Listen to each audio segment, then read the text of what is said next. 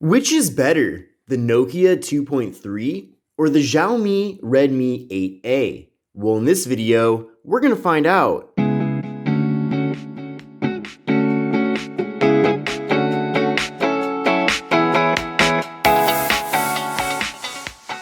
Hi everyone, this is Kevin here, coming at you with my comparison between the Nokia 2.3 and the Xiaomi Redmi 8A. Now, the Nokia 2.3 was launched in around December of 2019, whereas the Redmi 8A was launched in the fall of 2019. So neither of these two devices are exactly new, but as I've covered both of them on my channel, I've noticed that they have very many similarities, and I think it's definitely possible that many people out there are cross-shopping them. So if you're one of those people, then hopefully this video comes in handy. Now for the Nokia 2.3, you can buy this at a variety of different places. I actually bought this over on eBay, but that was before it was available on Amazon. So last time I checked, it was available on Amazon for $129. Of course, take a look at the link in the video description to see the most up-to-date pricing for this device. And the Xiaomi Redmi 8A is available on Amazon for $119. But if you do want to save some extra money, then take a look at Wireless Place because you can actually use code BREEZE to save $10. So I believe if you combine the savings with using that code with their already pretty low prices, you can get the Redmi 8A over there for under $100. So that's pretty awesome. So regardless of which route you go, you're going to be saving quite a bit of money on either of these two phones versus going for something in more of the $200 range. So regardless of which route you take, you're not going to be spending too much money on either of these two devices. But of course, in this video, we're going to see which one is the better choice. And then of course, discuss whether either of these two are worth getting. Now the Nokia 2.3 features a large display at 6.2 inches. And the Redmi 8A also has a large display at 6.22 inches. So the display on this phone is larger by 0.02. So if that matters to you, then maybe go with the Redmi 8A. But you can see side by side here, the displays pretty much look to be exactly the same size. And like I said, the Redmi 8A is a little bit larger, but not significantly larger, that's for sure. Another interesting thing too is that with both of these phones, we're getting a pretty similar design here, with water drop notches at the top, and then at the bottom we have kind of a thicker bottom bezel, and both companies have branding on that bottom bezel, which is already pretty unique to see from the get-go, but the fact that both of these phones have it is kind of noteworthy, kind of interesting, so let me know what you think about that in the comment section below. Now you can get the Nokia 2.3 in charcoal, green, and gold. This is of course the gold color, and you can get the Redmi 8A in ocean blue, sunset red, and black. In fact, on the box of the Redmi 8A, they have all the various colors on there. So I'm curious to see which colors you prefer. I did personally, though, pick out the colors that I like, so I think these are both really good looking colors, but I'm curious to know what you think. Now getting more into the displays here. So both phones feature LCD displays. They're also both 720p. They're also both 19 by 9. And with the Nokia 2.3, we're getting a 272 ppi compared to a 271 ppi with the Redmi 8A. So pretty similar display specifications here, that's for sure. Now up top here in these notches, we get a 5 megapixel front-facing camera with the Nokia 2.3. And with the Redmi 8A, we get an 8 megapixel front-facing camera. Now, of course, check out my full review videos for both of these devices to see exactly what the photo and video quality looks like from them. But from my personal experience of using both phones, I would say that they're equally as good at taking photos and videos. And surprisingly for the price, both of these devices do have decent cameras on them. So that is something that I definitely appreciate from these two companies. Now with both phones, we're getting 32 gigabytes of internal storage. And if that's not enough for you, they both offer SD card expansion.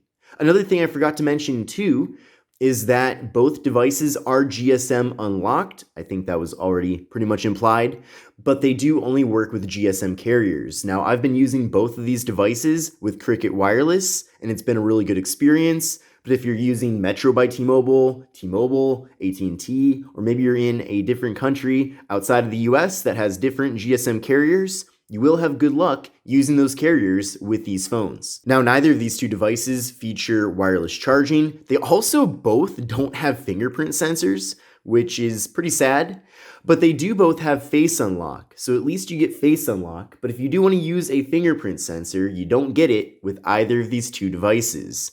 So that's a bit disappointing there, that's for sure. I'm a big fan of having a fingerprint sensor on my phone, and I feel like even though these are both inexpensive phones, it doesn't cost that much to add a fingerprint sensor, so it's pretty surprising that neither of the two devices do offer it. Now with the Nokia 2.3, on the back we have a 13 megapixel main camera and a 2 megapixel depth sensing camera. And with the Redmi 8A, we have just a single camera on the back and it's 12 megapixels. However, despite the Redmi 8A only having one camera here, you do get portrait mode and it does work well. In fact, with both devices, we do get portrait mode with the front and rear cameras. So, in my opinion, that secondary camera on the Nokia 2.3 is not a bad thing to have, but it doesn't give you really any additional features that you don't get with the Redmi 8A. So that's another tie between these two phones.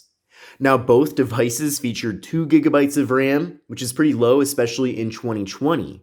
But we do have some differences with the processors. So with the Nokia 2.3, we have the MediaTek Helio A22, and with the Xiaomi Redmi 8A, we have the Qualcomm Snapdragon 439. Now, both of those are low-end processors, that's for sure, but I did run an Antutu benchmark test with both phones, and with the Nokia 2.3, I got an overall score of 74469, and with the Redmi 8A, I got an overall score of 89512. So the Redmi 8A is a little bit better based on these benchmark scores, but they're so close with these two scores that it's not going to make a noticeable difference, so I wouldn't really let that factor into your decision. Now, you might have more confidence in Qualcomm offering you better support and better performance over time compared to MediaTek. I know that Qualcomm generally has a better reputation, but the 439 from Qualcomm is really nothing special at all. So I know that Qualcomm's reputation is mainly built off of their flagship 800 series processors, and certainly those excellent fast processors don't have a lot in common with Qualcomm's 400 series. Now, video recording with both devices maxes out at 1080p with the front and rear cameras. With the Nokia 2.3, we're getting a 4,000 milliamp hour internal battery, so a very beefy battery. But with the Redmi 8A, it's even beefier at 5,000 milliamp hours. In fact, that's extremely impressive, especially for a phone that's as inexpensive as the Redmi 8A. Now let's get into software. This is really the part that really separates these two devices. So with the Nokia 2.3, we're getting Android 9 Pie, but it is Android One. So if you're not familiar with Android One, essentially it is a program that Google offers where the devices get stock Android, and in theory, you're supposed to be getting updates faster than you typically would otherwise. But this phone is still, of course, stuck on Android 9 Pie, despite even on the box saying that it is Android 10 ready. Now, Nokia has claimed that in Q2 of 2020, they will be launching that Android 10 update, but I'll believe it when I see it personally. So if you're buying this phone, accept the fact that you might be stuck with Android 9 Pie for a long time, if not forever. And if that's okay with you, then it's really not a deal breaker in my opinion. Now, overall, the experience here with Android 9 Pie is still going to be a great one. Of course, you are getting all of the typical pre-installed Google apps, but beyond that, you're not getting any bloatware with this phone. So this is probably the closest thing that we're ever going to get to getting a Pixel phone in the $100 price range. So excellent job, Nokia, for deciding to go with Android One versus going with your own skin or who knows what. Now with the Redmi 8A, the situation is very different involving the software. Now the only thing in common is that this phone is also stuck on Android 9 Pie, but this device actually runs Xiaomi's MIUI 11, and I'm not a big fan of MIUI. I could definitely live with it, but this is actually the Nova launcher running on top of MIUI 11.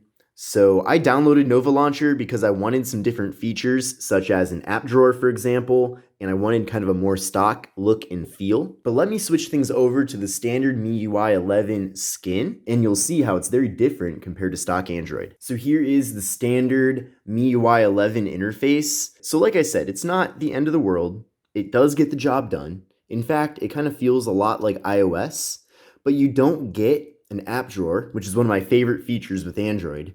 And you also get a bunch of random Xiaomi MIUI applications pre-installed, such as a theme store, an entire secondary browser, which is pretty redundant since we have Chrome pre-installed.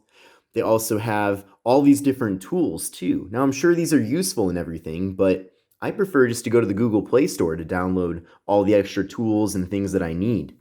So none of this really adds anything to my experience personally. And then when you get a little bit deeper into the phone, you can see for the app drawer, for example, this looks completely different from standard Android. And also going through the settings, this whole interface is entirely different too. And I feel like for many people, trying to learn an entire new user interface, despite the possibility that it might be good, just adds extra time and potential aggravation. So that's why I feel like in 2020, OEMs really should just go with Android One or something close to stock Android, like what Motorola does. The only company that really does a good job with their own user interface for Android really is Samsung with One UI 2.0. I feel like that actually is a good user interface. And since Samsung is already so dominant, people are already very familiar with One UI. But for an overlay like MIUI, I just feel like, at least in the US market, a lot of people aren't going to really be too crazy about this. Now, Xiaomi does sell a lot of other devices with stock Android, so I'd really like to see them expand that to pretty much every phone available. Another cool thing too, and I'm not even sure if this is possible, but maybe when you're setting up the phone, if they can give you the option of choosing to go with MIUI, or if you want to go with stock Android, if they could just give you the ability to make that choice when you first turn your phone on, then that would be really amazing as well. But I suppose having multiple variants of an operating system installed on a single device like this would take up a lot of storage, so maybe that isn't so doable with the phone just having 32 gigs of capacity. But let's now take a closer look at the hardware here. So I already talked a lot about the front, so I'm not going to keep talking about that. But taking a look at the left side of the two phones, on both devices, we do have the slot for the microSD card and SIM card. Now with the Nokia 2.3, we do have a dedicated button for Google Assistant, which, even though I do use my Google Home quite often, in addition to also using my Amazon Echo, but I don't really see this button as being very helpful, personally. I don't use it, but it is there. It's also not reprogrammable, so that's another downside with it. And then taking a look at the right side of the two phones, we have an identical setup here with the power button and volume button. Then on the top of the two phones, there are some differences. With the Nokia 2.3, we have the 3.5mm headphone jack, and with the Redmi 8A, we just have the noise-canceling microphone. Then taking a look at the bottom of the two devices, this is a pretty big deal here. We do have on both phones the microphone and speaker, and then on the Redmi 8A, we do have the 3.5mm headphone jack on the bottom, which I do prefer. But look at the ports here. On the Nokia 2.3, we have a micro USB cable. Seriously? It's 2020. Come on. Micro USB? Go away. And with the Redmi 8A, we do have USB-C. So this does mean a lot to me, especially because not only does this future-proof the device as we move more and more towards USB-C, but USB-C is really the present. Having micro USB on a phone in 2020 is kind of like having a computer with a floppy disk drive.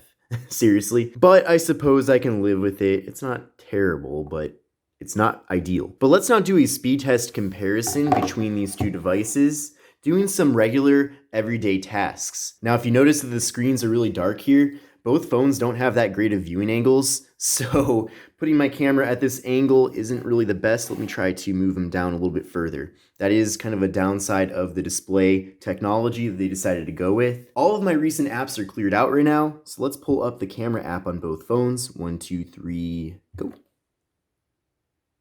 Wow, that was a lot slower on the Nokia 2.3 compared to the Redmi 8A. Let's now go to Google Chrome. 1, 2, 3, go. And it was a lot quicker to pull up Google Chrome on the Redmi 8A as well. Let's go to yahoo.com. 1, 2, 3, go. Looks like Yahoo loaded up a little bit quicker on the Redmi 8A as well. Let's go to engadget.com. 1, 2, 3, go. Looks like the Nokia 2.3 was first to pull up Engadget there, but the Redmi 8A wasn't too far behind. And we'll see which phone pulls up the video first. And it looks like the ad popped up first on the Redmi 8A. And we're still waiting on that video. Looks like both phones are pretty slow at pulling that up. Okay, well anyway, moving on. Scrolling is pretty smooth on both phones, so I'm not too concerned about that. That's great. Let's pull up an article next. We'll go to this article right here. 1, 2, 3, go. And it looks like the Redmi 8A was quicker at pulling up that article. So as I mentioned a little while ago, it seems like with both devices, they don't really have the best viewing angles out there, that's for sure. But of course, when you do look at them straight on, they both look nice and crisp and clear. So overall, I'm pretty happy with the displays on both phones. So on both devices, I do have the brightness turned up to 100%. And the Redmi 8A is certainly a lot brighter than the Nokia 2.3. So overall, I think the Redmi 8A does have the better display of the two. Now, that being said, the display here on the Nokia 2.3 certainly isn't bad, but if I did have to pick one display over the other, I would go with the Redmi 8A. So let's now get to the conclusion of this video. Which device is the better choice? Now, with both of these phones, they have their own pros and cons, that's for sure. I would say that with the Nokia 2.3, this phone mostly has the software going for it, the fact that it is Android 1, which I certainly do prefer. And I also like the look of the phone. I think that this gold color and also kind of the boxier shape of the phone is really cool too. And I already mentioned earlier in the video that the cameras in these two phones are essentially a tie. From my experience, they both have good cameras that do a good job, about equally. But really the only benefit with the Nokia 2.3 compared to the Redmi 8A is that the device does feature Android 1. Beyond that, the Redmi 8A has a better display, it has a larger battery, it has a slightly better processor, and it's also available at a slightly cheaper price. So I feel like the Redmi 8A is the better choice of the two with all of those other benefits. But again, if you absolutely must have Android 1, I would say maybe go for the Nokia 2.3 instead. I know for me personally, MIUI 11 is certainly something that I'm not too crazy about at all. So the software could be enough of a reason to go with the Nokia 2.3 instead. But I'm really interested to know what your thoughts are about these two devices. Of course, if you do want to see the most up-to-date pricing for both phones, take a look at the link in the video description. But overall, I think they're both decent devices. It's not like either of these are bad, especially for the price that they're being offered at. So that's certainly a good thing to keep in mind. But again, give the video a thumbs up, let me know what you think, and I will see you in the next video.